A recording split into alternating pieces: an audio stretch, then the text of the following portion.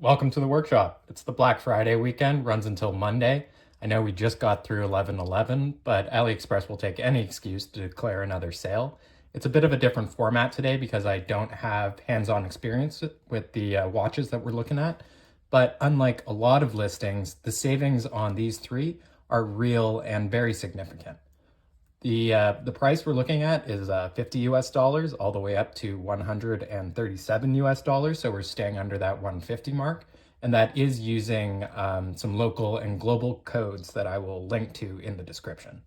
Why am I holding these two watches? They're not even on the list. Well, what if we took the best features from the Tandorio Pilot, namely the price and the excellent attention that's been paid to the dial, and combined that with the wearability of the San Martin 36mm 1016 homage.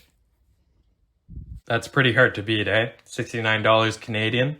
And this Brada Aero Aviator is my dial pick. Of all the mushroom brands, Tandorio has arguably the best branding and dial design. This example has great balance and color.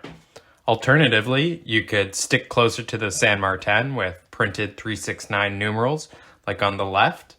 And in spite of everything I just said, RE branding and text, the sterile version with a California dial on the right is really speaking to me too. These chunky lugs were my biggest complaint on the large size, and that's why this watch eventually lost out for me against the San Martin Pilot. But here, I think they're much better suited for the smaller proportions of a field watch. Now, unfortunately, the 36mm is just going to be this watch, but shrunk down. And you can tell that this already sits a little proud on the wrist, and that's because of that very deep case back that the small one's going to share. So it's 36mm, but 12mm in height. And that's a third of the diameter, right? So it will be a petite watch, but very thick. Come on, 50 bucks and change and you get some of the style of the San Martin. That's really hard to argue with. I don't know if these prices are tied to the smaller size or the new release or both, but I did see similar savings on the bronze when it was first released. If we're lucky, we'll get the smaller case size in bronze as well because the modding market actually lacks a 36mm option in that metal. Moving on, my example is going to be the Perpetually in Modification Addie's Dive Pilot. You can see that this dial is 1.5mm too small for the case. But, I wanted to try something a little different anyways, so let's see. Hey, how about that? Railmaster style. I haven't reviewed a Suggess before, but they're well known for their ST9 chronographs, and they also produce the dive watch brand Seastern. Well, they just came out with a modern NH-powered Pilot, similar to this one, but I think it's probably a step up from this value classic, but still being half the price of a fancy Chronos. Most importantly, no modding necessary. These dials are going to look good out of the box. The black and blue versions are the cheapest at 71 US dollars after coupons. And blue Pilots, they look great, but they're really tricky to get right, and this one is quite tempting.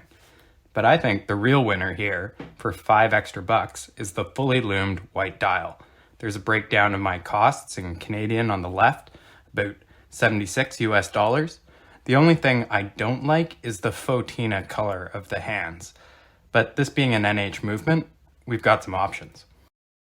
Even here with this watch with only white lume, I'll still have to make sure that those hands match. Whereas on the Suggess, it's the actual dial that's luminous. You can use non-luminous hands. And there are some really cool, especially Grand Seiko inspired solid hands out there. Okay, to finish up, it's a watch that I don't have a good comparison for, but I can tell you it has 3 features that I typically avoid. 1, it's a large watch. 2, it's a complicated watch. And 3, it's especially a complicated watch that uses a Chinese movement. But if you have larger wrists than me, and you're really into complications, especially for a good price, then this might be the right choice for you. And that is the Redstar Jump Hour. Coming in at under 140 USD this sale is a rare complication with a digital jumping hour indicator. It's a difficult modification to make cheap and reliable, because 24 clicks a day is a lot of work for a movement. But Redstar is owned by Thomas Leung, who worked at Seagull for 15 years and helped reintroduce the 1963 chronograph. Basically, the company has experience with Chinese complications and hopefully has some connections back at Seagull Hong Kong for some good quality ST17 calibers. The blue dial is the best in my opinion, but the biggest issue with all of them is the nonsensical dial design. Why do we have regular 12-hour Arabics when the hour is digital and jumping. At most, indices might make sense for quick recognition of the central minute hand, but this I don't understand. And same goes for the unnecessary 44mm diameter. Hey, face it, if you're the kind of collector that already has a Chinese tourbillon and you want another complication, then Redstar is a definite option. Let's leave it there, and thanks for all your support. It does not go unnoticed. I'm actually going to put out a bonus video, a review tomorrow, of a Baltony linen dial that is just in time for the sale and is also a bargain. But until then, thanks again, and see you soon.